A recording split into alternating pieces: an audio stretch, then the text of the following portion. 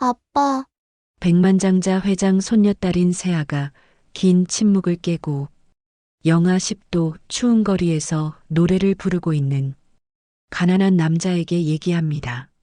아빠, 왜 집에 안 와? 세아의 눈에 눈물이 고이고 이 눈물을 본 남자는 더욱 감정에 받쳐 노래를 부릅니다. 몇 달째 말 한마디 하지 않았던 세아를 말하게 한 이 남자는 누구일까요? 이야기 시작 전에 구독, 좋아요와 함께 어디에서 보고 계신지도 댓글로 남겨주시면 반갑게 인사드리겠습니다. 12월 18일 저녁 5시 30분, 명동거리는 이미 사람들로 가득했습니다. 퇴근 시간이면 발걸음을 재촉하는 직장인들이 쏟아져 나왔고, 주말을 앞둔 금요일 저녁이라 연인들도 많았어요. 거리 곳곳에선 버스커들이 좋은 자리를 차지하려고 일찍부터 나와 있었습니다. 지하철역 앞, 대형 쇼핑몰 입구, 사람들이 많이 지나는 사거리 모퉁이. 좋은 자리는 이미 선배 버스커들이 자리를 잡고 있었어요. 26살 서인호는 그 사이를 비집고 다녔습니다. 1시간째 자리를 찾아 헤매고 있었어요. 무거운 가방을 메고 골목을 돌 때마다 어깨가 욱신거렸지만 멈출 수 없었습니다. 여기도 안 되고 인호는 작게 중얼거리며 다시 발걸음을 옮겼어요. 드디어 빈자리 하나를 찾았습니다. 건물 그늘 아래 가장 구석진 곳이었어요. 사람들 동선에서 조금 벗어나 있었지만 어쩔 수 없었습니다. 인호는 그 자리에 가방을 내려놓았어요. 낡은 가방 지퍼를 열었습니다. 가장 먼저 기타 케이스를 꺼냈어요. 검은색 케이스는 여기저기 흠집이 나 있었고 손잡이 한쪽이 테이프로 감겨 있었습니다. 2년 전 중고로 산 거였어요. 케이스를 열자 기타가 보였습니다. 목 부분에 금이 가 있었고 줄은 녹이 슬어 있었어요. 하지만 인호는 정성스럽게 기타를 꺼내 품에 안았습니다.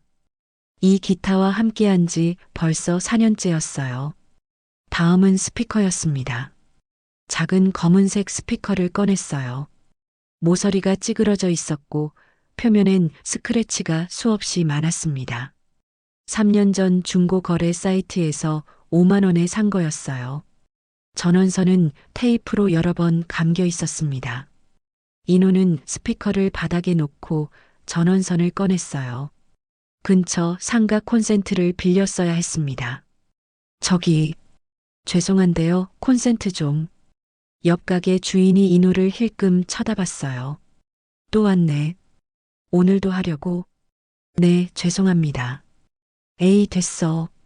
어차피 전기세가 뭐 얼마나 되겠어. 주인은 손을 내저었습니다. 인호는 고개를 깊이 숙였어요. 감사합니다. 플러그를 콘센트에 꽂으려 했습니다. 그런데 손이 시려서 제대로 잡히지 않았어요. 한 번, 두 번 미끄러졌습니다. 후, 인호는 입김을 호흡을 불어 손을 녹였어요. 세 번째 시도에 성공했습니다.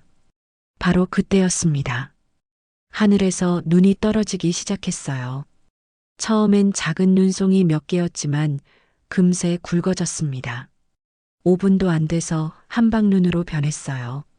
아이고, 이 날씨에 무슨 버스킹이야. 가게 주인이 소리쳤습니다. 얼른 들어가. 감기 걸려. 주변 버스커들이 하나둘 짐을 싸기 시작했어요. 기타를 케이스에 넣고 스피커를 챙겨 떠났습니다. 10분 만에 거리는 한산해졌어요. 인호만 남았습니다. 예, 진짜 하려고? 주인이 다시 물었어요. 네.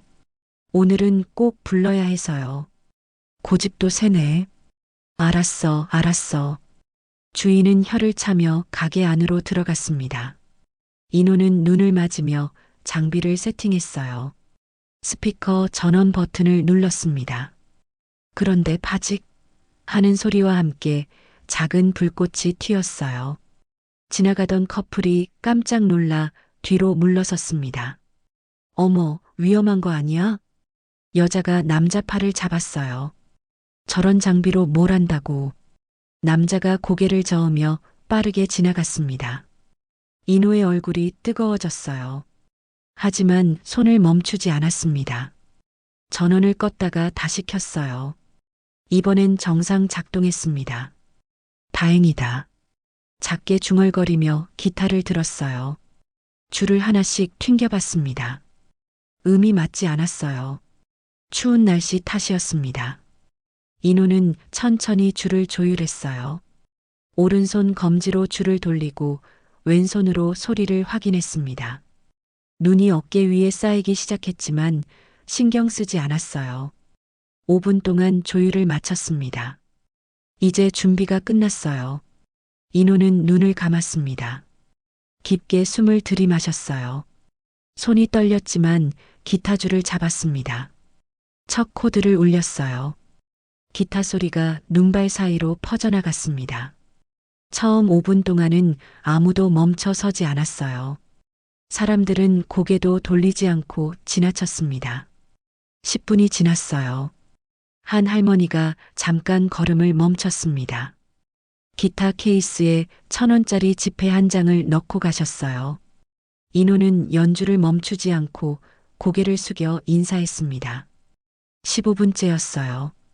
비틀거리는 남자 하나가 다가왔습니다. 술 냄새가 심했어요. 남자가 손을 휘둘렀습니다. 무슨 노래가 이렇게 구슬퍼? 사랑 타령은 집어치우라고. 인호는 연주를 멈췄어요. 손을 내려놓았습니다. 죄송합니다. 뭐가 죄송해? 듣기만 해도 짜증나. 남자가 소리를 지르자 사람들이 돌아봤어요. 지나가던 직장인 한 명이 끼어들었습니다. 아저씨, 그만하세요. 청년이 열심히 하는데. 뭐, 너는 누군데? 그냥 가세요, 아저씨. 결국 남자는 욕을 중얼거리며 떠났어요. 인호는 도와준 사람에게 고개를 숙였습니다. 감사합니다. 괜찮아요. 힘내세요. 직장인이 미소를 지으며 떠났어요. 인호는 잠시 기타를 내려놓고 손을 비볐습니다. 손가락 끝이 얼얼했어요. 장갑을 끼고 싶었지만 그럴 수 없었습니다. 장갑을 끼면 줄을 제대로 누를 수 없었어요. 5분 후 다시 기타를 들었습니다. 이번엔 달랐어요. 인호는 노래를 시작했습니다. 자신이 직접 만든 곡이었어요. 아버지를 생각하며 쓴 노래였습니다. 얼굴도 모르는 아버지였지만 마음속엔 늘 그리움이 있었어요. 보고 싶습니다. 목소리가 떨렸습니다.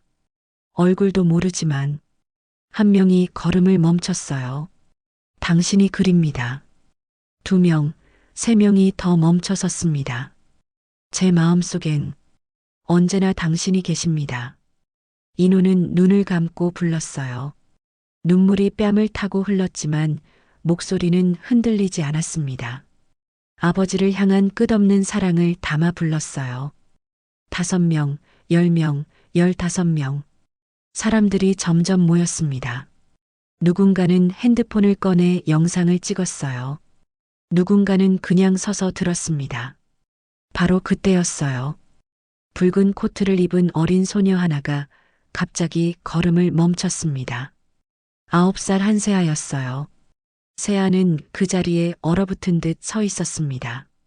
눈을 크게 뜨고 인호를 바라봤어요. 입술이 파르르 떨렸습니다. 눈물이 뺨을 타고 흘러내렸어요. 엄마가 세아의 손을 잡아당겼습니다. 세아야, 왜 그래? 가자. 세아는 움직이지 않았어요. 인호가 마지막 소절을 불렀습니다. 당신을 향한 이 사랑은 끝이 없습니다. 바로 그 순간이었어요. 세아의 입이 천천히 열렸습니다. 작은 소리가 나왔어요. 아빠, 목소리였습니다. 분명한 목소리였어요. 엄마의 손이 멈췄습니다. 눈이 커졌어요. 세아야. 엄마의 목소리가 떨렸습니다. 지금 뭐라고 한 거야? 아빠가 황급히 달려왔어요. 여보, 세아가 말했어요. 세아가 아빠도 눈이 커졌습니다. 떨리는 손으로 세아를 안았어요. 주변 사람들이 수군거리기 시작했습니다. 저 아이 말 못하는 애 아니었나요? 한 아주머니가 물었어요. 맞아요. 몇 달째 말을 안 했다던데. 어머나, 진짜 기적이네요. 사람들의 목소리가 점점 커졌습니다. 인호는 무슨 일인지 몰라 연주를 멈추고 기타를 내려놓았어요. 세아는 여전히 인호를 보고 있었습니다. 눈물이 계속 흘렀지만 눈빛은 맑았어요. 엄마가 세아를 꼭 안았습니다. 세아야, 세아야. 엄마도 울고 있었어요. 아빠는 한 손으로 입을 막았습니다. 눈은 계속 내렸습니다. 거리는 하얗게 변해가고 있었어요. 하지만 아무도 눈을 신경 쓰지 않았습니다. 모두가 한 소녀와 한 청년을 보고 있었어요. 오늘 밤 이 추운 거리에서 기적이 일어났습니다. 세아의 엄마는 딸을 꼭 안고 있었습니다. 세아야, 세아야. 목소리가 떨렸어요. 3개월 만에 처음 듣는 딸의 목소리였습니다. 아빠도 두 사람을 안았어요. 한 손으로 입을 막고 있었지만 눈물은 멈출 수 없었습니다. 여보, 우리 세아가, 응, 알아. 부부는 말없이 서로를 바라봤어요. 눈물만 흘렀습니다. 주변 사람들은 여전히 지켜보고 있었어요. 누군가는 박수를 쳤고 누군가는 눈시울을 붉혔습니다. 인호는 멀찍이 서서 상황을 바라보고 있었어요. 가자, 세아야. 집에 가자. 아빠가 세아의 손을 잡았습니다. 엄마도 다른 손을 잡았어요. 세 사람은 천천히 걸어갔습니다. 세아는 몇 걸음 가다가 뒤를 돌아봤어요. 인호가 보였습니다. 여전히 그 자리에 서 있었어요. 세아는 작게 손을 흔들었습니다. 차까지 가는 10분 동안 아무도 말하지 않았어요. 부부는 딸의 손만 꼭 잡고 있었습니다. 차에 탔습니다. 아빠가 시동을 걸었어요. 엄마는 뒷좌석에서 세아 옆에 앉았습니다. 신호를 기다리는 동안이었어요. 엄마. 세아가 조용히 불렀습니다. 엄마의 심장이 쿵 하고 뛰었어요. 응, 세아야? 노래. 다시 듣고 싶어? 엄마는 남편을 바라봤습니다. 남편도 백미러로 엄마를 봤어요. 두 사람의 눈이 마주쳤습니다. 그래. 다시 들으러 가자. 꼭. 엄마가 세아의 손을 꼭 잡았습니다. 집까지는 20분 거리였어요. 차 안은 조용했지만 무거운 침묵은 아니었습니다. 오히려 따뜻했어요. 집에 도착했습니다. 현관문을 열자마자 세아는 신발을 벗고 방으로 달려갔어요. 문을 닫는 소리가 났습니다. 엄마가 따라가려 했지만 남편이 손을 잡았어요. 잠깐만 기다려봐. 세아가 혼자 있고 싶은가 봐. 그래도 괜찮아. 우리 세아 잘할 거야. 두 사람은 거실에 앉았습니다. 소파에 나란히 앉아 세아의 방문을 바라봤어요. 30분쯤 지났을까요? 세아의 방에서 불이 새어나오고 있었습니다.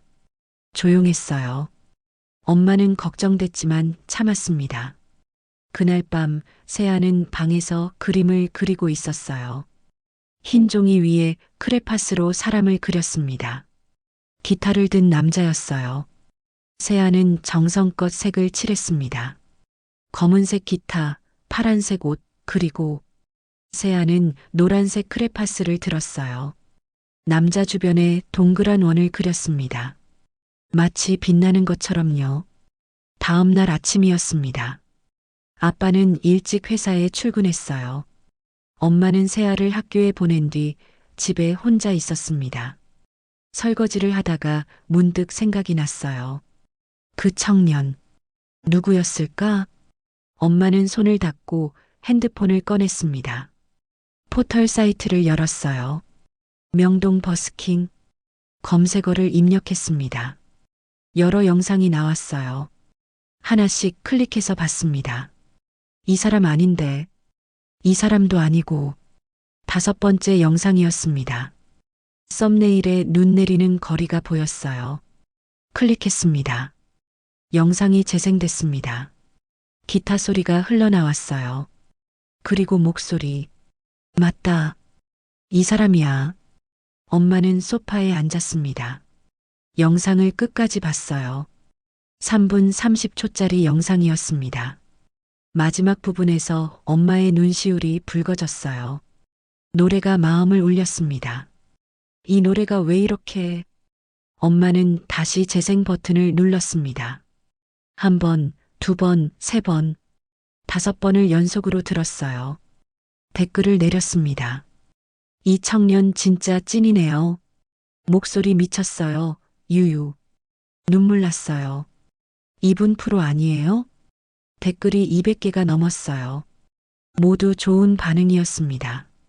그래서 세아가 저렇게 반응한 거구나. 엄마는 고개를 끄덕였습니다. 점심시간이었어요. 엄마는 간단하게 샌드위치를 만들어 먹었습니다. 오후 3시 세아가 학교에서 돌아올 시간이었어요. 현관문이 열렸습니다. 엄마 다녀왔어요. 세아의 목소리였습니다. 또렷했어요. 엄마는 눈물이 날 뻔했지만 참았습니다. 그래, 우리 세아. 배고프지? 응. 세아는 식탁에 앉았어요. 엄마가 준비한 과일을 먹었습니다. 세아야. 응? 오늘 학교에서 어땠어? 세아는 잠시 생각하더니 대답했어요. 선생님이 놀라셨어요. 그래, 왜? 제가 친구한테 말했거든요. 엄마의 가슴이 뭉클했습니다. 뭐라고 말했는데? 어제 노래 들었다고. 그랬구나. 엄마는 세아의 머리를 쓰다듬었어요. 저녁 식사 시간이었습니다. 아빠가 퇴근해서 들어왔어요. 세 식구가 식탁에 둘러앉았습니다. 세아가 밥을 먹다가 물었어요. 엄마, 아빠. 응? 노래. 언제 또 들어? 부부는 서로를 바라봤습니다. 미소가 지어졌어요. 우리 세아가 그렇게 좋았어? 아빠가 물었습니다. 응, 정말 좋았어. 엄마가 남편에게 말했어요. 여보, 우리 딸이 저 사람 노래에 뭔가 느낀 게 분명해요. 그러게. 신기하지? 주말에 다시 가볼까요? 그분 찾아서. 그래. 그러자. 남편이 고개를 끄덕였습니다. 식사를 마치고 설거지를 하는 동안 엄마는 계속 생각했어요. 아버님께 말씀드려볼까? 세아의 할아버지는 큰 회사를 운영하는 사람이었습니다. 영향력도 있었고 인맥도 넓었어요. 혹시 도움이 될까? 엄마는 핸드폰을 들었습니다. 시아버지 전화번호를 찾았어요. 잠시 망설였지만 통화 버튼을 눌렀습니다. 신호음이 3번 울렸어요. 여보세요? 저음의 목소리였습니다. 58세 한도경 회장이었어요. 아버님, 저예요. 오, 그래. 무슨 일이야? 아버님, 세아가요. 엄마는 어제 일을 차근차근 설명했습니다. 버스킹 청년 노래, 그리고 세아가 3개월 만에 한 말까지요. 도경은 말없이 듣고 있었어요. 그래서 저희도 깜짝 놀랐어요. 세아가 정말 말을 했거든요. 손녀가 말을 했다고? 도경의 목소리가 달라졌습니다. 진지했어요. 네, 아버님. 처음엔 저희도 믿기지 않았는데. 그 청년, 누군지 알아? 아니요. 그냥 거리에서 노래하는 분이었어요. 도경은 잠시 침묵했습니다. 알았어. 내가 알아볼게. 네. 아버님이요? 손녀 일인데 당연하지. 그 청년 찾아서 연락하마. 감사합니다, 아버님. 전화를 끊고 도경은 비서를 불렀어요. 과장? 네, 회장님. 명동에서 어제 저녁에 버스킹한 청년 하나 찾아. 자세한 건 따로 문자 보낼게. 알겠습니다. 도경은 창밖을 바라봤습니다. 손녀를 변화시킨 청년. 대체 누구지? 그날 밤 도경은 쉽게 잠들지 못했어요. 손녀 세아의 얼굴이 계속 떠올랐습니다. 3개월 동안 말 한마디 없던 아이가 노래 하나에 마음을 열었다는 게 신기했어요. 꼭 찾아야겠어. 도경은 이불을 덮으며 눈을 감았습니다. 다음 날 오전, 도경은 일찍 손녀 집으로 향했습니다. 평소 같으면 비서를 보냈을 텐데 오늘은 직접 갔어요. 손녀가 3개월 만에 말을 했다는 소식이 계속 마음에 걸렸습니다. 오전 10시 도경이 현관벨을 눌렀어요. 아버님, 며느리가 급히 문을 열었습니다. 어서 오세요. 전화드렸는데 직접 오실 줄은. 손녀 얼굴 보고 싶어서 왔네. 도경은 실내화로 갈아 신었어요. 거실로 들어가자 세아가 소파에 앉아 있었습니다. 세아야. 도경이 부르자 세아가 고개를 들었어요. 할아버지. 또렷한 목소리였습니다. 도경의 눈시울이 뜨거워졌어요. 그래, 우리 세아. 할아버지가 보고 싶었어. 도경은 세아 옆에 앉았습니다. 세아를 꼭 안았어요. 잠시 후 며느리가 차를 가져왔습니다. 세아야. 도경이 세아를 바라보며 물었어요. 어떤 노래였어? 그 노래가 뭐였지? 세아는 대답 대신 일어났습니다. 두 손으로 기타 치는 흉내를 냈어요. 왼손으로 줄을 누르는 것처럼, 오른손으로 튕기는 것처럼요. 아, 기타 치는 사람이었구나. 도경이 고개를 끄덕였습니다. 누가 불렀어? 어떤 사람이었어? 세아는 다시 말없이 제스처를 했어요. 키가 크다는 듯 손을 위로 올렸고 마른 체형이라는 듯 양손으로 몸을 감쌌습니다. 세아야, 그 사람 그림 그린 거 할아버지한테 보여줄 수 있어? 세아는 고개를 끄덕이고 방으로 달려갔어요. 잠시 후 종이 한 장을 들고 왔습니다. 도경은 그림을 받아들었어요. 크레파스로 그린 그림이었습니다. 기타를 든 남자가 있었고 주변에 노란색 원이 그려져 있었어요. 마치 빛이 나는 것처럼요. 도경은 그림을 한참 바라봤습니다. 단순한 버스커가 아니야. 직감이었어요. 이 청년에게 뭔가 특별한 게 있다는 느낌이 들었습니다. 세아야. 도경이 손녀를 보며 물었어요. 그 노래가 뭐가 그렇게 좋았어? 세아는 잠시 생각하더니 대답했습니다. 따뜻했어요. 짧은 대답이었지만 진심이 담겨 있었어요. 도경은 가슴이 뭉클했습니다. 3개월 동안 아무 말도 하지 않던 손녀가 이렇게 감정을 표현하다니요. 음악이 이 아이를 깨운 거구나. 도경은 속으로 중얼거렸습니다. 세아야, 할아버지랑 그 사람 찾으러 갈래? 정말요? 세아의 눈이 반짝였어요. 그럼 같이 가자. 도경은 며느리를 받습니다. 오늘 내가 세아 데리고 나갔다 올게. 네, 아버님. 조심히 다녀오세요. 오후 2시 도경은 세아와 함께 명동으로 향했어요. 차 안에서 도경이 물었습니다. 세아야, 어디쯤이었어? 지하철역 근처요. 구석진데. 그래, 알았어. 차가 명동에 도착했습니다. 운전기사가 차를 세웠어요. 도경과 세아는 함께 거리를 걸었습니다. 주말 오후라 사람이 많았어요. 저기, 저 골목이었어요. 세아가 손가락으로 가리켰습니다. 도경은 세아의 손을 잡고 그쪽으로 걸어갔어요. 건물 그늘 아래 구석진 자리였습니다. 아무도 없었어요. 지금은 안 계시네. 도경은 주변을 둘러봤습니다. 옆에 작은 가게가 있었어요. 들어갔습니다. 저기요. 가게 주인이 고개를 들었어요. 네, 어서 오세요. 여기서 어젯밤에 노래 부르던 청년 아세요? 주인은 고개를 끄덕였습니다. 아, 그 청년요? 알죠. 자주 오거든요. 어떤 사람인가요? 글쎄요. 26쯤 돼 보이던데요. 키 크고 마른 청년이에요. 장비는 어땠나요?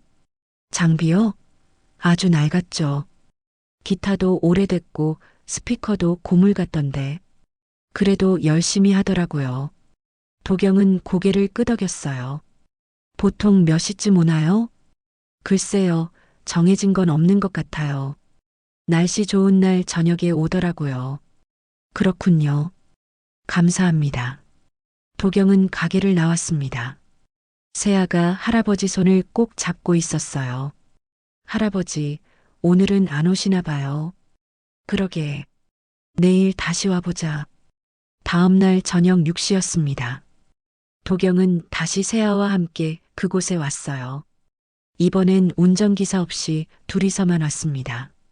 골목으로 들어섰습니다. 저 멀리 한 청년이 보였어요. 장비를 세팅하고 있었습니다. 저 사람이에요. 세아가 작게 외쳤습니다. 도경은 세아를 보며 말했어요. 천천히 가보자. 두 사람은 조심스럽게 다가갔습니다. 청년은 기타줄을 조율하고 있었어요. 눈에 띄게 낡은 장비였습니다. 세아가 갑자기 할아버지 손을 놓고 뛰어갔어요. 아저씨. 인호는 깜짝 놀라 고개를 들었습니다. 작은 소녀가 달려오고 있었어요. 너 어제 인호가 말을 끝내기도 전에 세아가 그의 옷자락을 잡았습니다. 인호는 당황해서 무릎을 구부렸어요. 세아와 눈높이를 맞췄습니다. 아저씨, 노래 다시 들으러 왔어요. 세아가 작게 말했어요. 아, 그래, 고마워. 인호가 미소를 지었습니다. 바로 그때였어요. 세아가 인호를 빤히 보더니 물었습니다. 아저씨, 아빠? 인호는 당황했어요. 아니야. 나는 도경이 뒤에서 지켜보고 있었습니다. 그 순간 도경의 몸이 굳었어요. 인호의 얼굴이 보였습니다. 옆가게 불빛에 비친 인호의 눈빛. 저건 도경은 숨을 크게 들이켰어요. 그 눈빛을 알고 있었습니다. 40년 전 화재 사고로 잃어버린 여동생의 눈빛이었어요. 도경의 손이 떨렸습니다. 들고 있던 커피잔이 미끄러져 땅에 떨어졌어요. 쿵 소리가 났습니다. 인호와 세아가 동시에 돌아봤어요. 할아버지, 세아가 달려왔습니다. 도경은 멍하니 인호를 바라보고 있었어요. 심장이 빠르게 뛰었습니다. 설마. 인호가 일어나 도경에게 다가왔습니다. 괜찮으세요? 다치신 데는? 아니야. 괜찮아. 도경은 겨우 정신을 차렸어요. 하지만 눈은 여전히 인호의 얼굴에 고정되어 있었습니다. 세아 할아버지세요? 인호가 물었습니다. 그래. 도경은 간신히 대답했어요. 혹시 명함 있으신가요? 세아가 많이 좋아하는 것 같아서 연락할 일이 있을 것 같아서요. 인호는 고개를 저었습니다. 명함은 없어요. 그냥 거리에서 노래하는 사람이라. 그럼 전화번호라도. 네, 그건 드릴 수 있어요. 인호는 핸드폰 번호를 알려줬어요. 도경은 핸드폰에 저장했습니다. 고맙네. 그럼 우린 먼저 갈게. 도경은 세아의 손을 잡았어요. 뒤도 돌아보지 않고 빠르게 걸었습니다. 차까지 가는 동안 도경의 손은 계속 떨렸어요. 차에 타자마자 비서에게 전화를 걸었습니다. 과장? 네, 회장님.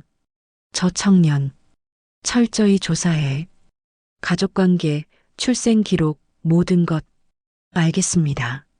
전화를 끊고 도경은 창밖을 바라봤습니다. 집에 돌아온 도경은 서재로 들어갔어요. 책장 뒤에 숨겨둔 낡은 상자를 꺼냈습니다. 상자를 열었어요. 오래된 사진 한 장이 들어 있었습니다. 40년 전 사진이었어요. 어린 여동생이 웃고 있는 사진이었습니다. 도경은 사진을 들여다봤어요. 여동생의 눈, 영주야. 도경은 작게 중얼거렸습니다. 설마, 내가? 그날 밤 도경은 잠들지 못했습니다. 밤 10시 인호는 버스킹을 마치고 집으로 향했습니다. 지하철을 2번 갈아타고 버스를 한 번 더 타야 했어요. 총 1시간 30분이 걸리는 길이었습니다. 마지막 버스에서 내려 골목길을 걸었어요.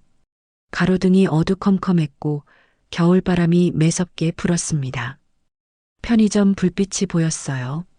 인호는 발걸음을 멈췄습니다. 저녁을 못 먹었지. 배에서 꼬르륵 소리가 났어요. 인호는 편의점 안으로 들어갔습니다. 할인 코너로 갔어요. 노란색 스티커가 붙은 도시락들이 있었습니다. 50% 할인 2,000원이었어요. 이것도 사치지. 인호는 쓸쓸히 웃으며 도시락 하나를 집었습니다. 계산대로 갔어요. 2,000원입니다. 인호는 주머니에서 동전을 꺼냈어요. 오늘 번 돈이었습니다. 1,000원짜리 2장을 건넸어요. 편의점을 나와 다시 걸었습니다. 5분쯤 걸으니 반지하 주택이 나왔어요. 집 앞에 섰습니다. 문을 열기 전에 잠시 멈췄어요. 후, 깊은 한숨을 내쉬었습니다. 어깨가 축 처졌어요. 하지만 곧 고개를 들고 입꼬리를 올렸습니다. 억지 미소였어요. 엄마 앞에선 괜찮은 척 해야지. 인호는 문을 열었습니다. 엄마, 나왔어요. 일부러 밝은 목소리로 외쳤어요. 안에서 기침 소리가 들렸습니다. 어서 와. 48세 서영주였어요. 침대에 누워 계셨습니다. 엄마, 제가 왔어요. 인호는 신발을 벗고 방으로 들어갔어요. 영주는 힘없이 미소를 지었습니다. 오늘 힘들었지? 아니에요. 오늘 반응 진짜 좋았어요. 인호는 환하게 웃었어요. 거짓말이었습니다. 오늘은 구경하는 사람도 별로 없었어요. 정말? 네. 어떤 분이 1만 원도 주셨어요. 이것도 거짓말이었어요. 오늘 번 돈은 총 5,000원이었습니다. 영주는 아들의 얼굴을 만졌어요. 손이 차가웠습니다. 오늘도 고생했구나. 추웠을 텐데. 괜찮아요, 엄마. 저는 점잖아요. 인호는 부엌으로 갔어요. 약통을 꺼냈습니다. 하얀색 약 2알, 노란색 약 1알, 파란색 약 1알. 물을 컵에 따라 가져왔어요. 엄마, 약 드세요. 영주는 몸을 일으켰습니다. 인호가 뒤에서 받쳐줬어요. 고마워. 영주는 약을 삼켰습니다. 물을 마시다가 또 기침을 했어요. 엄마, 괜찮으세요? 응, 괜찮아. 영주는 다시 누웠습니다. 인호는 이불을 덮어드렸어요. 엄마, 응? 곧 큰 무대 설 거예요. 기대하셔도 돼요. 인호가 웃으며 말했습니다. 그래, 우리 아들 꼭 성공할 거야. 영주도 미소를 지었어요. 편히 주무세요, 엄마. 그래, 너도 얼른 자거라. 인호는 불을 끄고 나왔습니다. 손이 미세하게 떨리고 있었어요. 집은 좁았습니다. 방 하나, 부엌 겸 거실 하나가 전부였어요. 천장이 낮았고 창문은 작았습니다. 벽지 곳곳에 곰팡이가 피어 있었어요.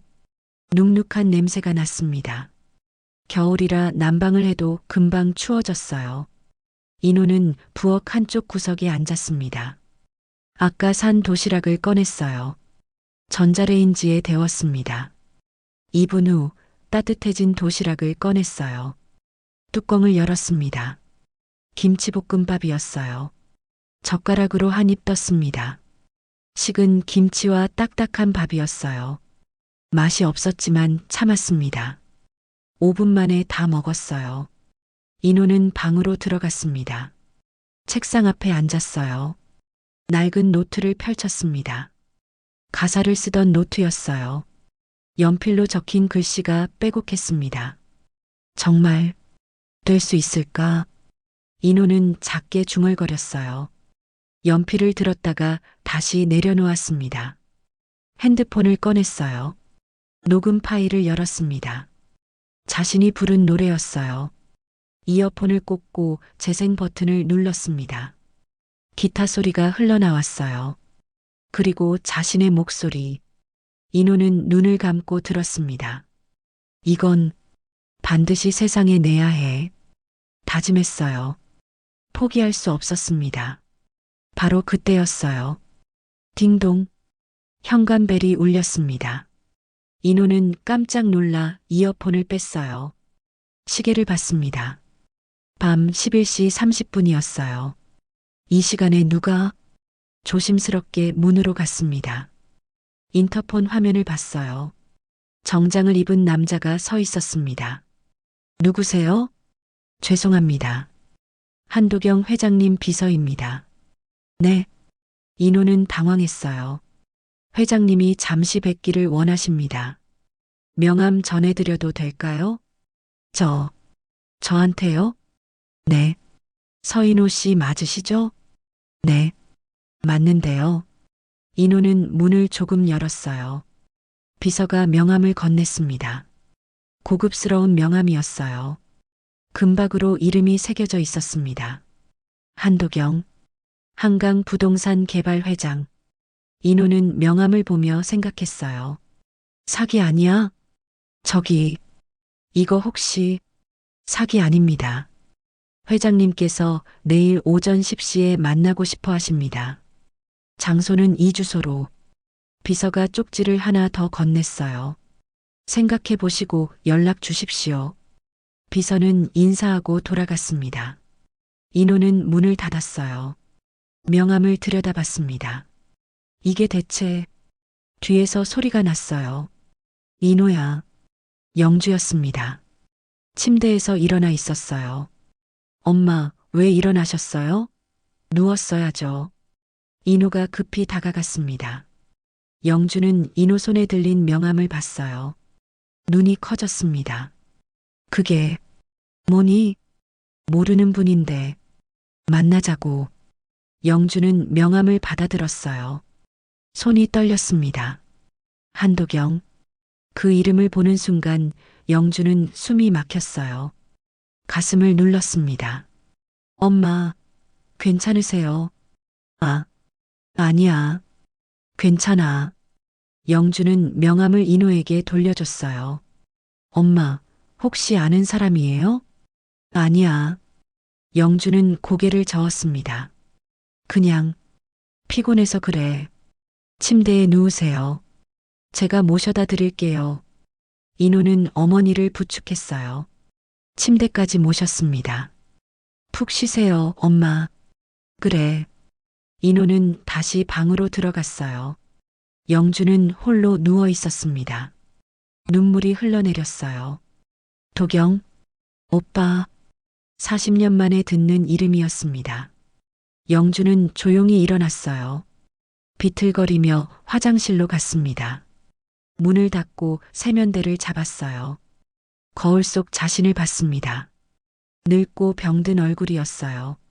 이제 시간이 없는데. 영주는 울음을 참으며 중얼거렸습니다. 인호야, 미안해. 눈물이 뚝뚝 떨어졌어요. 세면대에 눈물이 고였습니다. 영주는 한참을 그렇게 서 있었어요. 방에서 인호는 명함을 책상 위에 놓고 있었습니다. 내일 가봐야 하나? 잠이 오지 않았어요. 밤은 깊어갔습니다. 다음 날 아침 9시 30분이었습니다. 인호는 지하철을 타고 강남으로 향했어요. 손에는 어젯밤 받은 쪽지가 들려 있었습니다. 그랜드 호텔 1층 라운지. 인호는 창밖을 바라봤어요. 고층 빌딩들이 지나갔습니다. 왜 나를 만나려는 걸까? 밤새 생각했지만 답을 찾을 수 없었어요. 강남역에 내렸습니다. 사람들로 붐볐어요. 인호는 지도 앱을 켜고 호텔을 찾았습니다. 10분쯤 걸으니 큰 건물이 보였어요. 유리로 된 외벽이 햇빛에 반짝였습니다. 그랜드 호텔. 인호는 입구 앞에 섰어요. 유니폼을 입은 도어맨이 문을 열어줬습니다. 어서 오십시오. 아, 네, 감사합니다. 인호는 고개를 숙이며 들어갔어요. 로비가 엄청나게 넓었습니다. 천장이 높았고 샹들리에가 매달려 있었어요. 바닥은 대리석이었고 구두 소리가 울렸습니다. 이런 곳은 처음이야. 인호는 주눅이 들었어요. 자신이 입은 낡은 패딩이 초라해 보였습니다. 안내 데스크로 갔어요. 저기, 라운지가 어디인가요? 저쪽입니다, 손님. 직원이 친절하게 방향을 가리켰어요. 인호는 천천히 걸었습니다. 사람들이 지나갔어요. 모두 깔끔한 옷을 입고 있었습니다. 라운지 입구가 보였어요. 안으로 들어갔습니다. 넓은 공간에 테이블들이 배치돼 있었어요. 클래식 음악이 잔잔하게 흘렀습니다. 한쪽 구석에 도경이 앉아 있었어요. 창가 자리였습니다. 인호는 다가갔어요. 저기, 회장님. 도경이 고개를 들었습니다. 왔구나. 앉게. 네. 인호는 조심스럽게 앉았어요. 의자가 푹신했습니다. 직원이 다가왔어요. 주문하시겠습니까? 아메리카노 2잔. 도경이 말했습니다. 네, 알겠습니다. 직원이 물러갔어요. 잠시 침묵이 흘렀습니다. 인호는 손을 무릎 위에 올려놓고 있었어요. 긴장했습니다. 도경이 먼저 입을 열었어요. 어제 내 손녀를 만났지?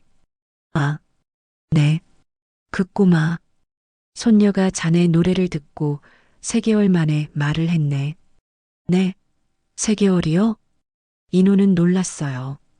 그래.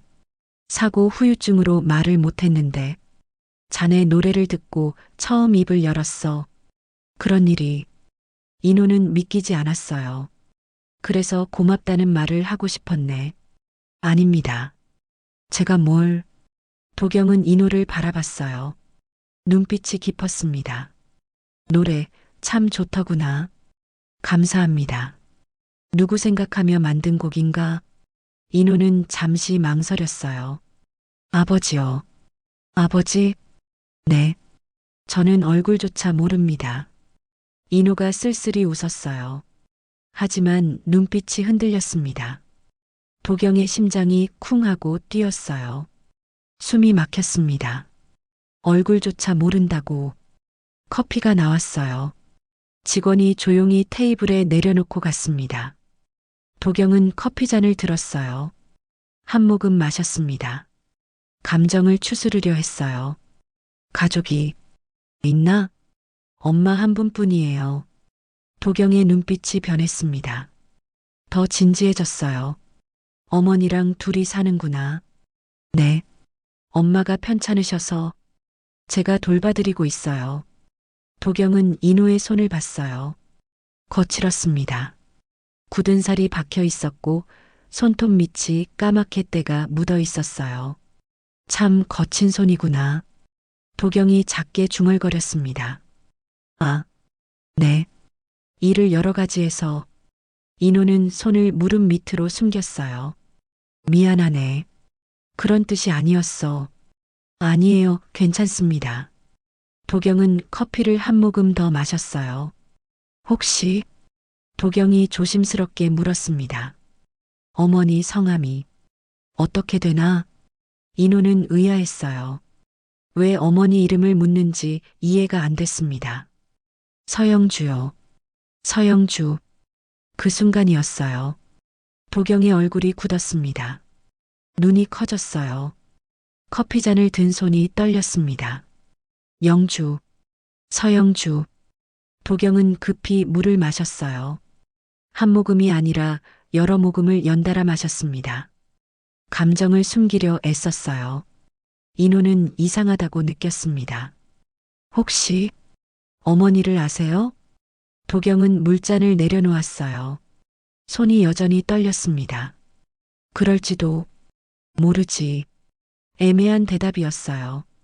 네, 오래전 일이라. 확실하지 않네. 도경은 자리에서 일어났어요. 갑자기였습니다. 회장님? 미안하네. 급한 일이 생겼어.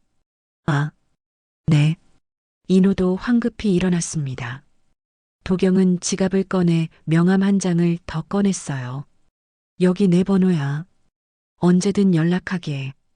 감사합니다. 그리고 도경이 인호를 똑바로 봤어요. 곧 다시 연락하겠네. 네, 알겠습니다. 도경은 빠르게 라운지를 나갔습니다. 걸음이 빨랐어요. 인호는 자리에 남아 있었어요. 멍하니 앉아 있었습니다. 대체 무슨 일이지? 커피는 반도 마시지 않았어요. 인호는 천천히 커피를 마셨습니다. 곧 다시 연락한다고 했는데 인호는 고개를 저었어요. 그냥 인사치레겠지. 부자들은 원래 그렇게 말한다고 들었어요. 실제로 연락하는 경우는 거의 없다고요. 인호는 자리에서 일어났습니다. 라운지를 나와 호텔 밖으로 나왔어요. 찬 공기가 얼굴을 때렸습니다. 정신이 들었어요. 일하러 가야지. 오후 2시까지 카페 알바가 있었어요. 인호는 지하철역으로 향했습니다. 한편 도경은 차에 타자마자 비서에게 전화를 걸었어요. 과장? 네, 회장님. 서영주. 지금 당장 찾아. 주소, 전화번호, 모든 것. 목소리가 떨렸습니다. 알겠습니다. 최대한 빨리. 빨리가 아니야. 지금 당장. 네, 바로 하겠습니다. 전화를 끊고 도경은 창밖을 바라봤어요. 영주야, 정말 내가 살아있는 거냐? 손이 계속 떨렸습니다. 심장이 빠르게 뛰었어요. 인호라는 청년. 그 눈빛.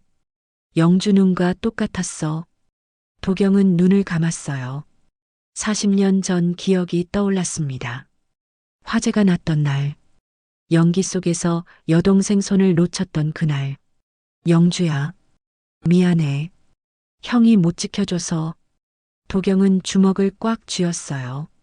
차는 회사로 향했습니다. 하지만 도경은 아무것도 보이지 않았어요. 오직 한 가지 생각뿐이었습니다. 영주, 꼭 찾아야 해. 그날 오후 도경은 회사로 돌아왔습니다. 비서실 문을 벌컥 열었어요. 과장? 네, 회장님. 비서가 황급히 일어났습니다. 서영주, 가능한 모든 정보를 찾아라. 빠뜨리는 것 없이. 도경의 목소리가 떨렸어요. 네, 알겠습니다. 지금 바로. 지금 당장 시작해. 네. 비서는 급히 컴퓨터 앞에 앉았습니다. 도경은 자신의 사무실로 들어갔어요. 문을 닫고 창밖을 바라봤습니다. 영주, 정말 내가 맞는 거냐? 손이 계속 떨렸어요. 심장이 진정되지 않았습니다. 3일이 지났습니다. 비서가 도경의 사무실 문을 두드렸어요. 회장님, 들어가도 되겠습니까? 들어오게. 비서가 서류를 들고 들어왔습니다. 표정이 어두웠어요. 회장님, 조사 결과입니다. 도경은 서류를 받아들었어요. 빠르게 읽어 내려갔습니다. 서영주, 48세, 현재 주소 불명. 1977년 화재 사고 관련 기록 대부분 소실. 병원 기록 일부만 확인 가능. 도경의 얼굴이 굳었어요. 이게 다인가? 죄송합니다, 회장님. 화재 사고 기록이 소실되어 추적이 어렵습니다. 안 돼. 도경이 책상을 쳤습니다. 쿵. 큰 소리가 났어요. 다른 방법을 찾아. 병원이든 주민센터든 어디든 최선을 다하겠습니다. 최선이 아니야. 반드시 찾아내. 비서는 고개를 숙였어요. 알겠습니다, 회장님. 비서가 나간 후 도경은 혼자 남았습니다. 서재로 갔어요. 책장 뒤에 숨겨둔 상자를 꺼냈습니다. 오래된 신문 스크랩들이 들어 있었어요. 1977년 11월 23일 대형 화재. 사망 3명, 실종 12명. 노란 종이가 바스러질 듯 낡았습니다. 도경은 떨리는 손으로 신문을 펼쳤어요. 영주야, 내가 살아있다면. 사진을 쓰다듬었습니다. 어린 여동생이 웃고 있는 사진이었어요. 오빠가 꼭 찾을게. 한편 인호는 일상으로 돌아갔습니다. 아침 8시 카페 알바를 시작했어요. 오후 2시까지 6시간을 일했습니다. 오후 3시부터 5시까지는 청소 일을 했어요. 오피스텔 계단을 오르내리며 12집을 청소했습니다. 저녁 6시 버스킹 준비를 했어요. 명동 거리에 다시 섰습니다. 장비를 세팅하고 기타를 조율했어요. 회장님은 연락이 없네. 인호는 쓸쓸히 웃었습니다. 그냥 인사치레였나 봐. 노래를 시작했어요. 지나가는 사람들이 몇 명 멈춰 섰습니다. 1시간쯤 지났을까요? 저 멀리 익숙한 실루엣이 보였어요. 붉은 코트를 입은 소녀와 정장을 입은 남자. 저 사람들, 설마. 인호는 노래를 부르면서도 그쪽을 힐끔 봤어요. 하지만 곧 다른 방향으로 사라졌습니다. 착각이겠지. 인호는 고개를 저었어요. 다시 노래에 집중했습니다. 일주일이 지났습니다. 도경의 연락은 없었어요. 인호는 헛된 기대를 완전히 접었습니다. 역시 나 같은 사람한테 연락할 리 없지. 그 사이 집안 상황은 더 나빠졌어요. 영주의 기침이 심해졌습니다. 밤새 기침을 해서 인호도 잠을 제대로 못 잤어요. 엄마, 병원 가셔야 해요. 괜찮아. 약만 먹으면 돼. 아니에요. 이번엔 진짜. 돈. 아까우니까. 영주는 고개를 저었어요. 인호는 가슴이 아팠습니다. 다음 날 인호는 약국으로 향했어요. 약국 앞에 섰습니다. 쇼윈도에 붙은 가격표를 봤어요. 기침약 1만 2천 원, 진통제 8천 원. 주머니를 뒤졌습니다. 5천 원권 지폐 3장이 있었어요. 1만 5천 원. 모자라. 인호는 한숨을 쉬었어요. 약국 문을 열고 들어갔습니다. 어서 오세요. 약사가 웃으며 말했어요.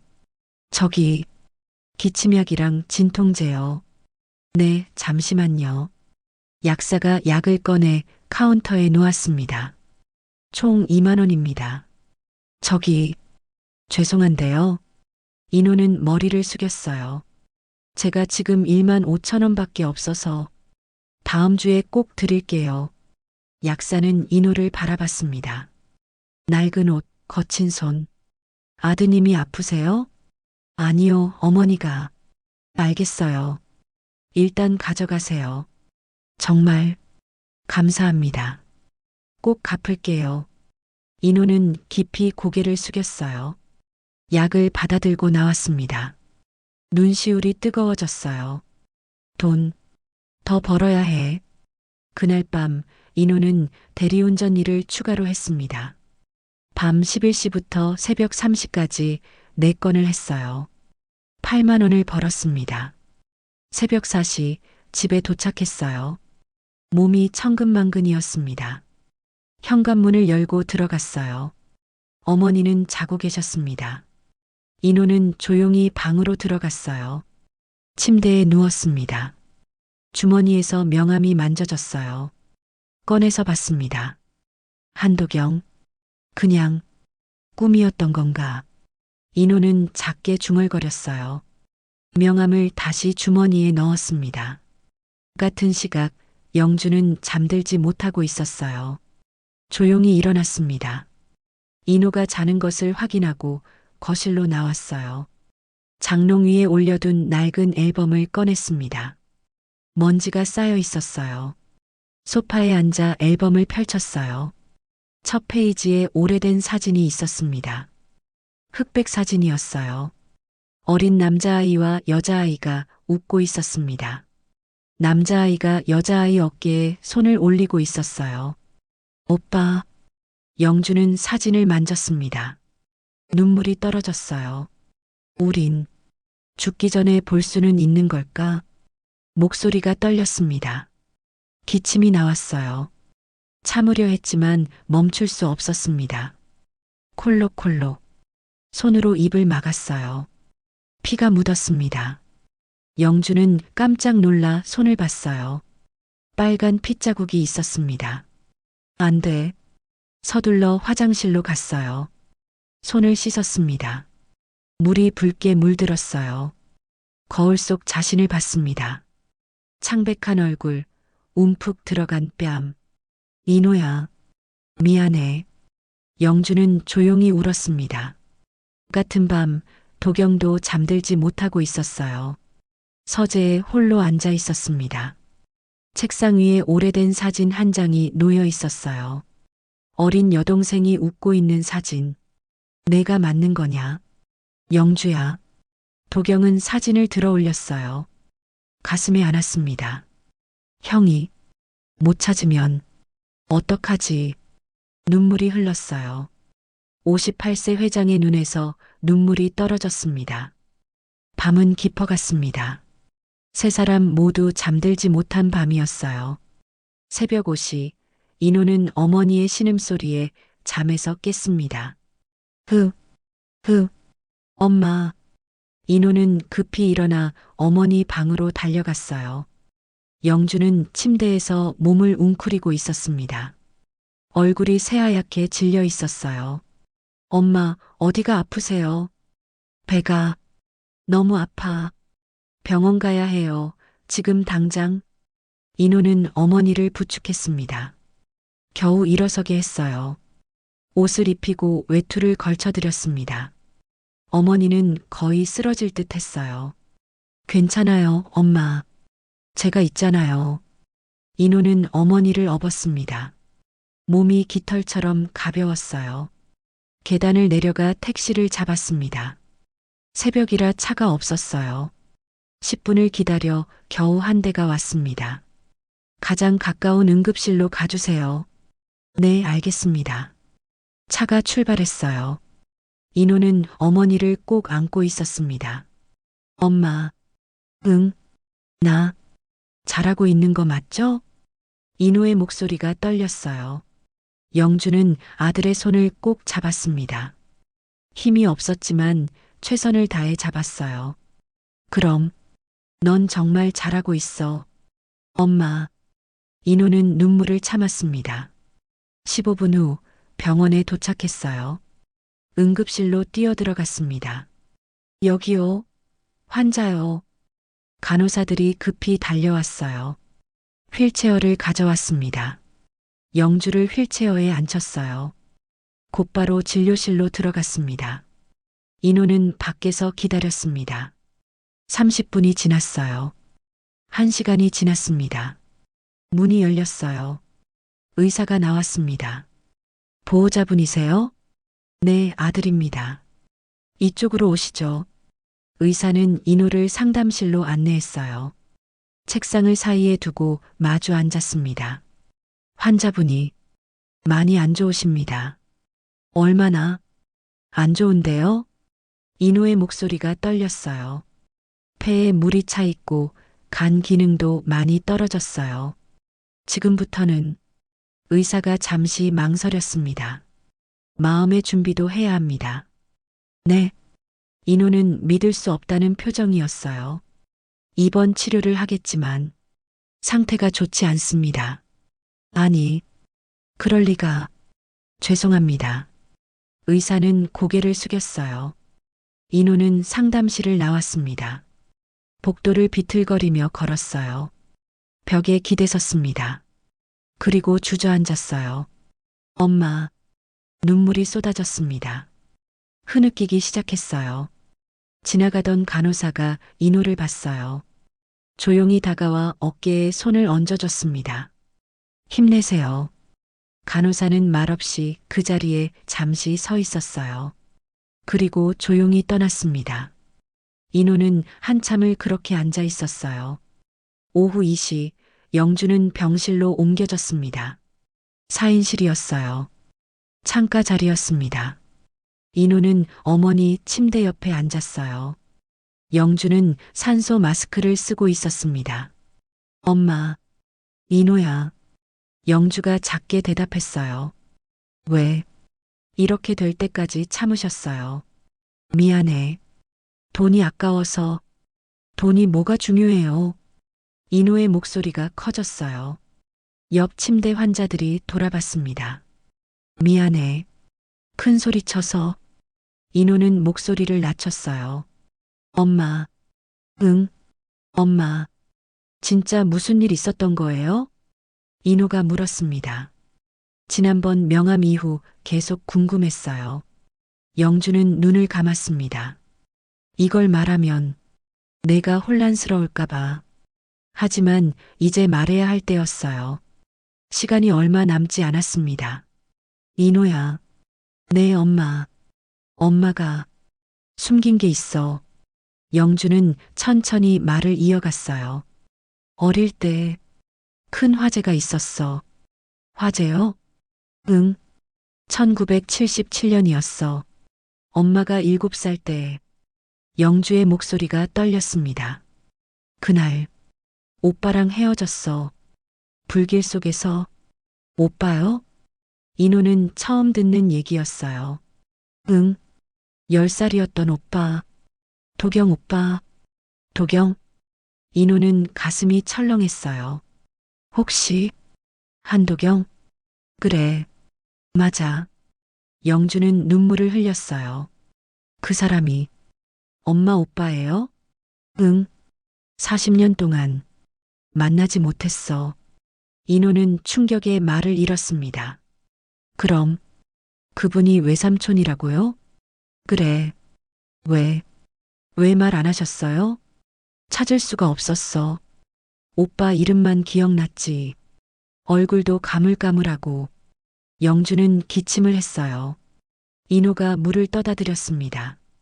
그리고 영주가 다시 말을 이었어요. 내 아버지 얘기는 엄마도 잘 모르겠어. 네, 엄마가 힘들 때 만난 사람이었는데 금방 헤어졌어. 이름도 기억 안 나. 인호는 고개를 숙였어요. 그럼 아버지는 미안해, 인호야. 엄마가 너한테 해준 게 없구나. 아니에요, 엄마. 인호는 어머니 손을 잡았어요. 영주는 마지막 힘을 내어 말했습니다. 도경 오빠라면 널 지켜줄 거야. 엄마, 그런 말 하지 마세요. 오빠는 착한 사람이었어. 엄마를 늘 지켜줬지. 엄마, 오빠를 찾아줘. 부탁이야. 영주의 목소리가 점점 작아졌어요. 엄마, 제가 찾을게요. 반드시 찾을게요. 고마워. 인호야. 영주는 눈을 감았어요. 잠이 든 것 같았습니다. 인호는 어머니 손을 꼭 잡고 있었어요. 주머니에서 명함을 꺼냈습니다. 한도경. 이분이 외삼촌. 인호는 핸드폰을 꺼냈어요. 명함에 적힌 번호를 눌렀습니다. 신호음이 울렸어요. 한 번, 두 번, 세 번. 여보세요? 도경의 목소리였습니다. 저, 서인호입니다. 인호? 도경의 목소리가 떨렸어요. 회장님, 아니, 외삼촌님, 뭐라고? 병원에 계실 수 있으세요? 엄마가. 인호의 목소리가 멎었어요. 어느 병원인가? 서울중앙병원 4층 402호입니다. 지금 간다. 전화가 끊어졌어요. 인호는 창밖을 바라봤습니다. 눈이 내리고 있었어요. 드디어 만나시는 건가?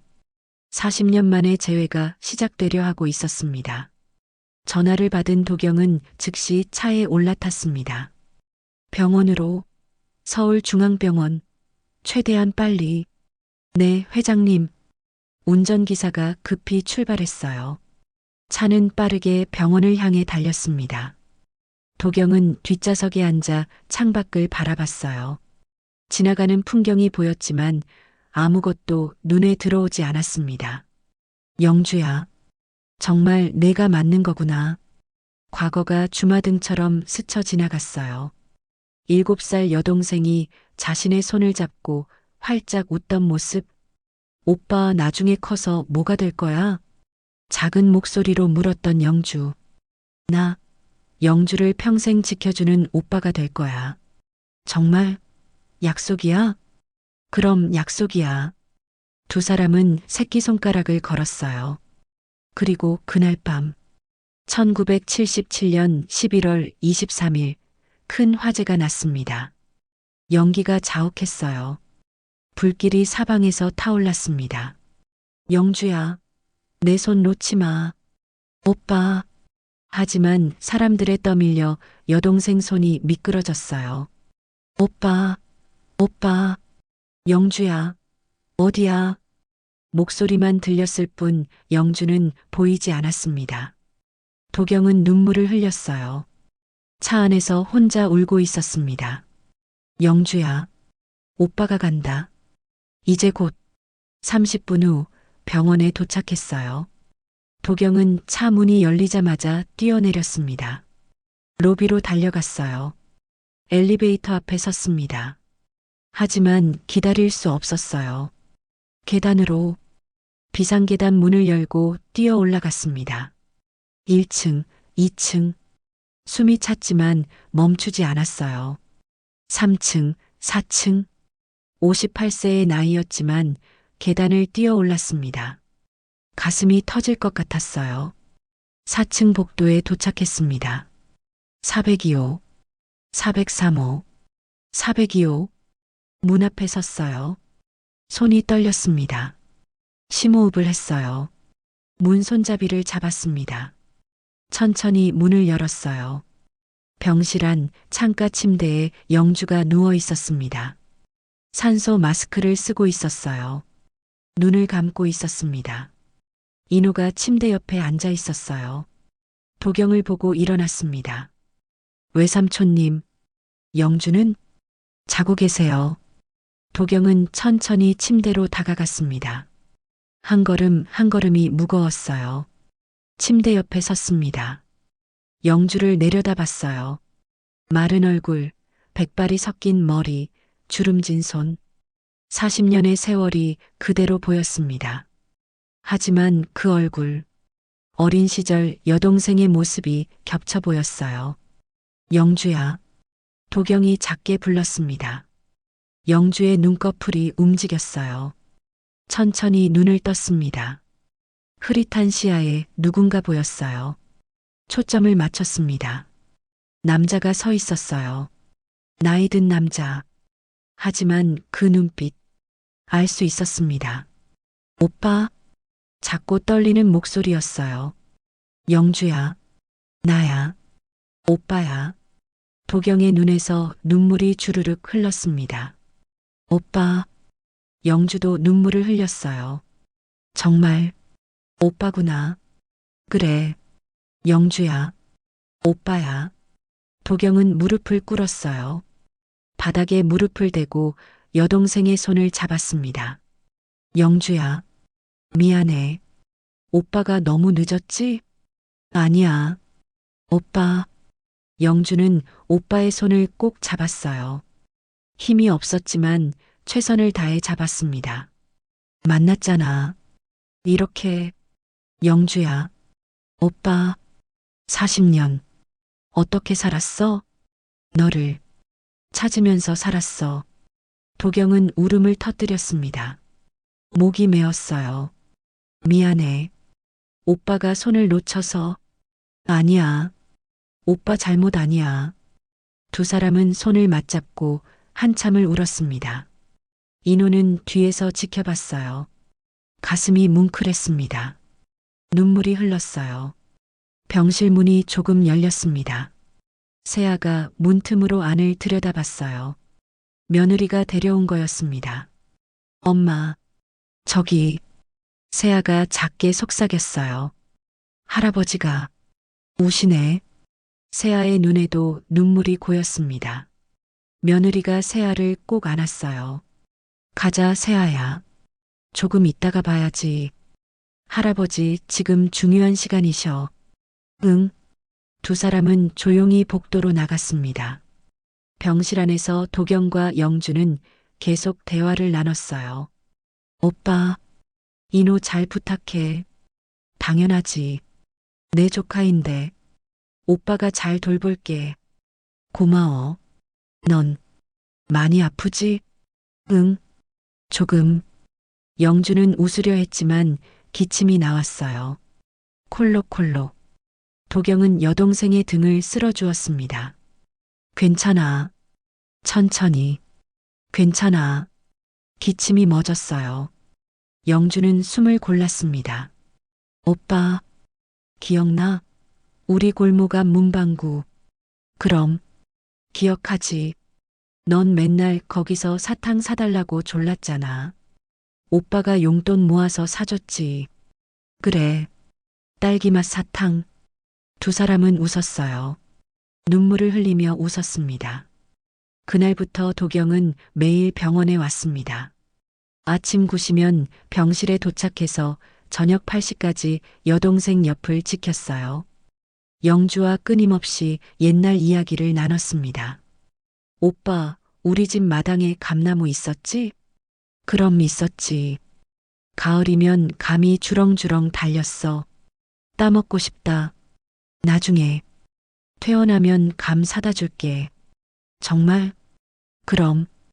인호도 함께 이야기를 들었어요. 처음 듣는 엄마의 어린 시절 이야기였습니다. 3일이 지났습니다. 영주의 상태는 조금 나아진 것 같았어요.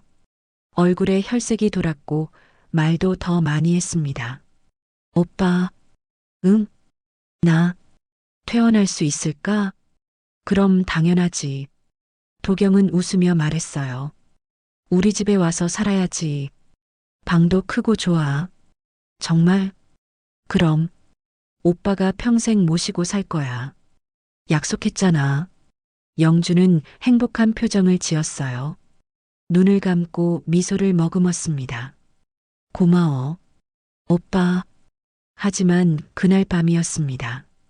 밤 11시, 인호는 병실 간이 침대에서 자고 있었어요. 갑자기 영주의 숨소리가 가빠졌습니다. 모니터 알람이 울렸어요. B-, B-, B-. 인호가 깜짝 놀라 일어났습니다. 엄마, 침대로 달려갔어요. 간호사들이 급히 들어왔습니다. 보호자분, 잠시 밖으로 나가주세요. 엄마, 엄마, 빨리요. 인호는 억지로 끌려나갔어요. 의사가 뛰어왔습니다. 병실 문이 닫혔어요. 인호는 복도에서 떨리는 손으로 전화를 걸었습니다. 외삼촌님, 왜 그러나, 인호야? 엄마가 갑자기 상태가 지금 간다. 기다려. 30분 후 도경이 도착했어요. 숨을 헐떡이며 복도를 뛰어왔습니다. 머리가 흐트러져 있었어요. 어떻게 됐나? 아직 의사 선생님이 안에. 두 사람은 병실 문 앞에 나란히 섰어요. 손을 꼭 쥐고 기다렸습니다. 10분 후 문이 열렸습니다. 의사가 나왔어요. 마스크를 벗었습니다. 표정이 어두웠어요. 들어가 보세요.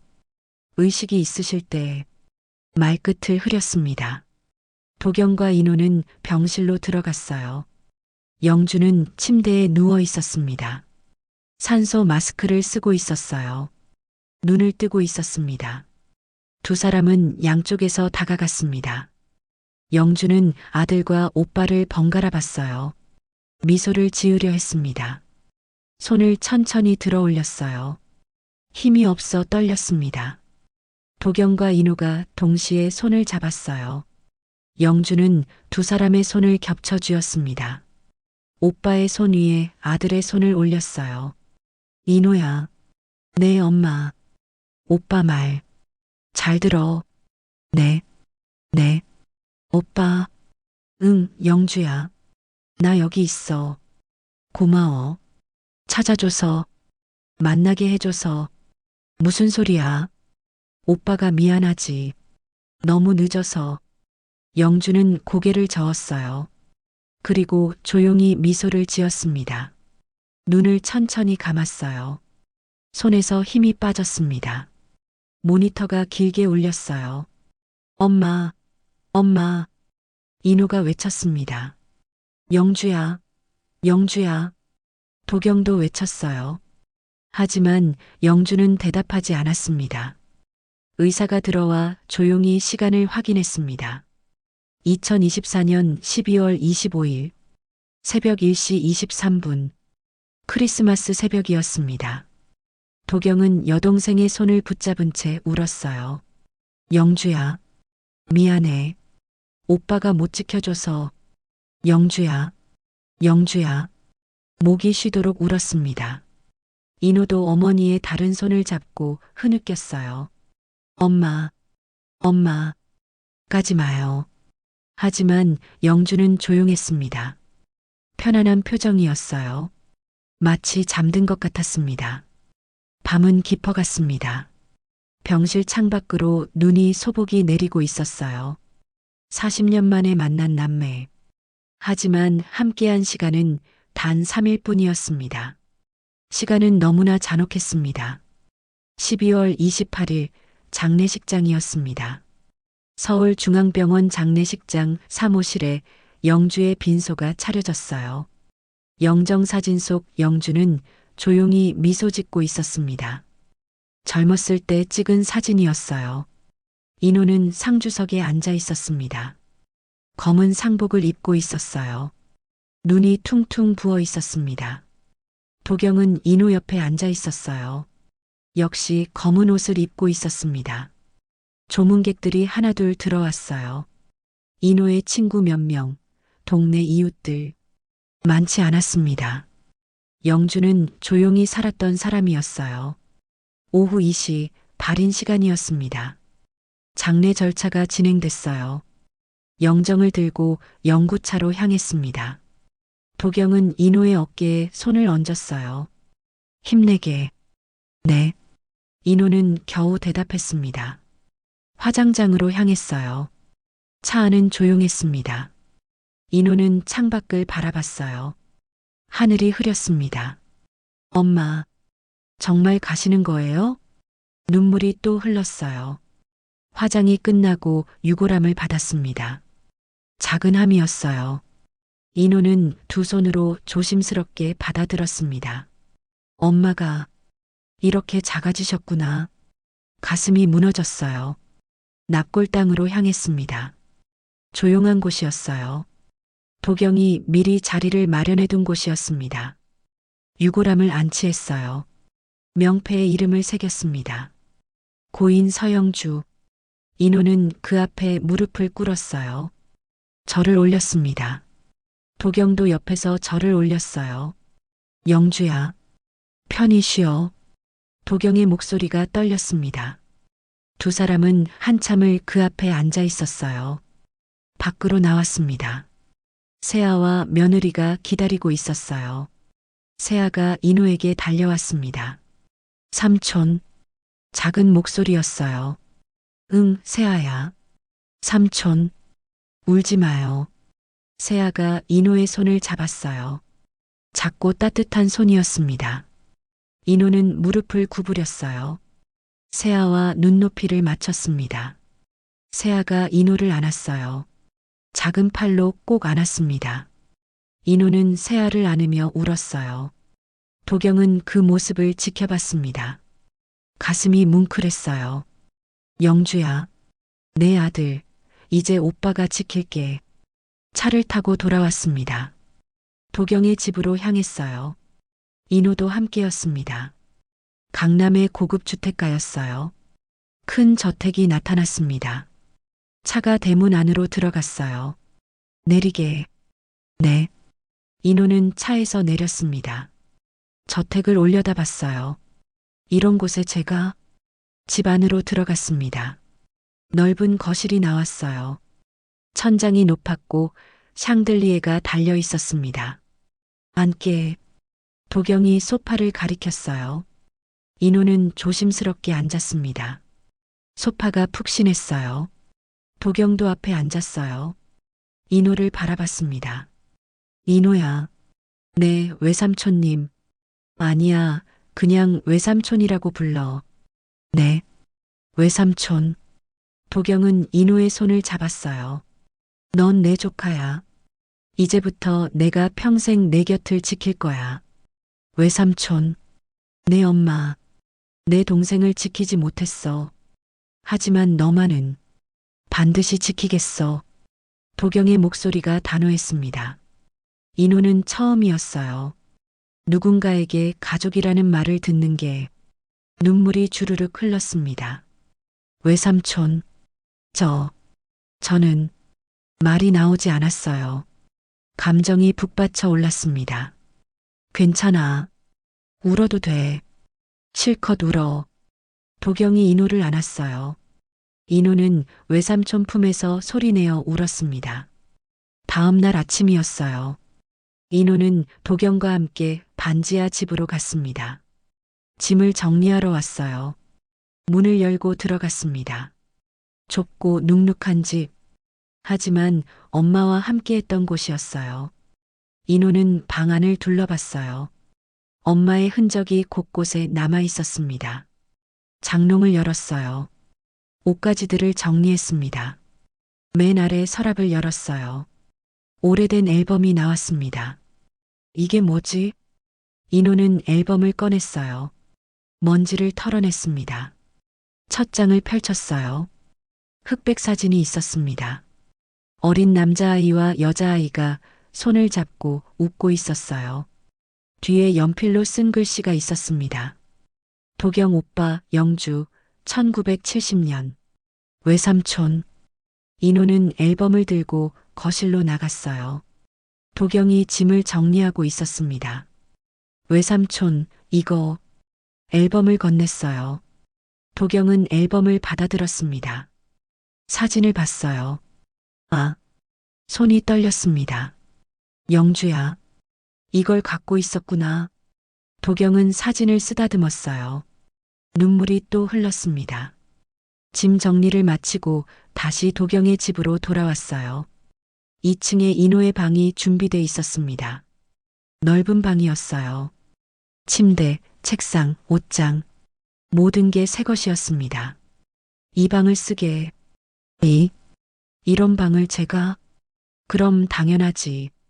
이제 내 방이야. 도경은 주머니에서 열쇠 하나를 꺼냈어요. 이건 집 열쇠야. 이제 내 집이니까. 인호는 열쇠를 받았습니다. 손이 떨렸어요. 저 같은 사람이 이런 곳에. 눈물이 또 흘렀어요. 무슨 소리야? 넌 내 조카야. 당연한 거야. 도경이 인호의 어깨를 두드렸습니다. 저녁 식사 시간이었어요. 넓은 식탁에 도경, 며느리 세아, 그리고 인호가 앉았습니다. 따뜻한 음식이 차려졌어요. 집에서 만든 음식이었습니다. 세아가 인호 옆에 앉았어요. 삼촌, 응? 삼촌, 우리 가족 맞죠? 세아가 물었습니다. 인호는 잠시 멈췄어요. 그리고 미소를 지었습니다. 며칠 만에 처음 짓는 미소였어요. 응, 가족이야. 진짜? 야호! 세아가 환하게 웃었어요. 식탁에 웃음이 돌았습니다. 식사 후 도경과 인호는 서재에 앉았어요. 인호야. 네, 외삼촌. 너 음악 계속하고 싶지? 인호는 고개를 끄덕였어요. 네. 하지만 이제 어떻게 해야 할지 내가 도와줄게. 네. 내 음악 세상에 알려야 해. 내 엄마가 원했던 일이야. 인호는 눈시울이 뜨거워졌어요. 하지만 저 같은 사람이 가능할까요? 도경은 인호를 똑바로 봤어요. 나는 내 어머니를 지키지 못했어. 40년이나 늦었지. 하지만 너만은 반드시 지키겠어. 내 꿈도 지키겠어. 외삼촌, 믿어줄 수 있겠나? 네. 네. 인호는 고개를 끄덕였습니다.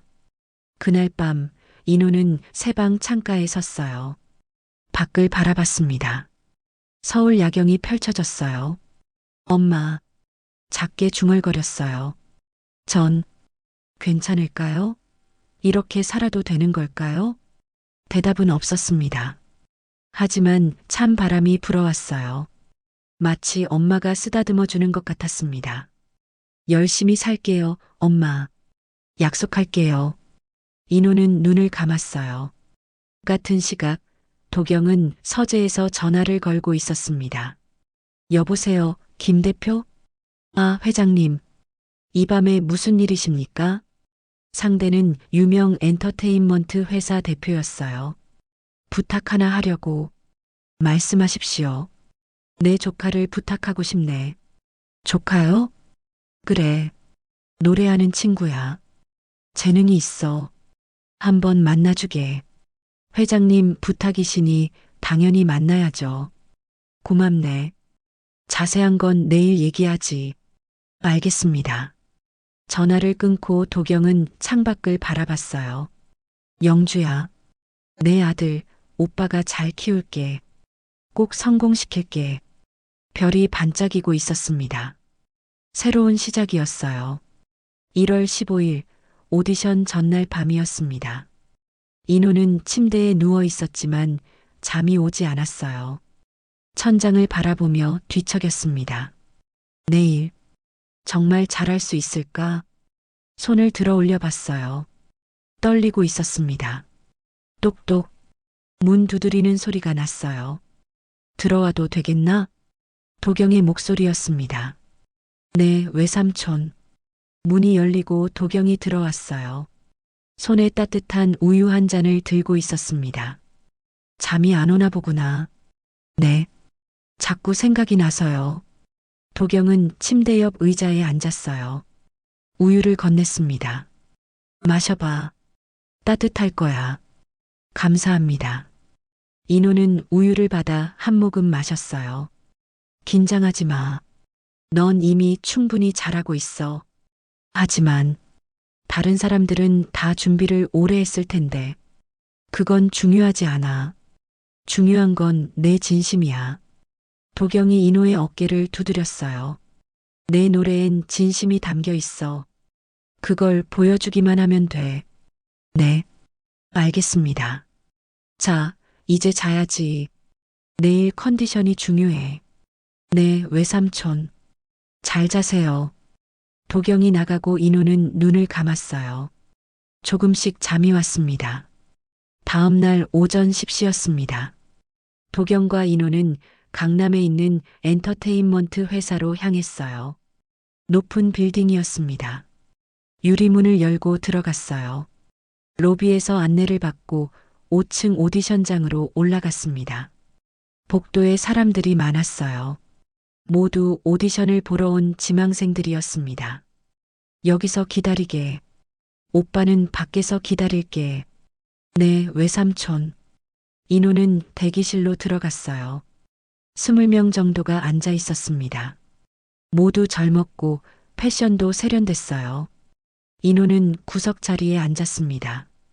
옆에 앉은 2명이 수군거렸어요. 저 사람 누구야? 모르겠는데. 처음 보는데? 옷 좀 봐. 별로 안 꾸민 것 같은데? 제 백있나 봐. 아니면 여기까지 못 왔을 거야. 인호는 그 소리를 들었어요. 주눅이 들었습니다. 나 여기 있어도 되는 걸까? 하지만 외삼촌 얼굴이 떠올랐어요. 그리고 엄마. 아니야. 할 수 있어. 30분 후 인호의 차례가 왔습니다. 25번 서인호 씨. 직원이 이름을 불렀어요. 네. 인호는 일어났습니다. 오디션장 문을 열고 들어갔어요. 넓은 방이었습니다. 앞쪽에 테이블이 있었고 심사위원 5명이 앉아 있었어요. 안녕하세요. 서인호입니다. 인호는 인사했어요. 반가워요. 준비한 곡 불러주세요. 심사위원 1명이 말했습니다. 네. 인호는 마이크 앞에 섰어요.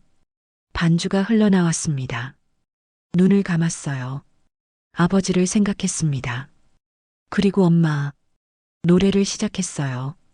한 번도 본 적 없는 아버지를 향한 그리움, 평생 자신을 키워준 엄마를 향한 사랑, 모든 감정을 담아 불렀습니다. 중간쯤 왔을 때였어요. 눈물이 흘렀습니다. 멈출 수 없었어요. 하지만 노래는 계속했습니다. 심사위원 한 명이 작게 중얼거렸어요. 저 친구, 진짜네. 다른 심사위원도 고개를 끄덕였습니다. 노래가 끝났어요. 잠시 침묵이 흘렀습니다. 고맙습니다. 밖에서 기다려주세요. 네, 감사합니다. 인호는 인사하고 나왔어요. 복도에서 도경이 기다리고 있었습니다. 어땠나? 모르겠어요.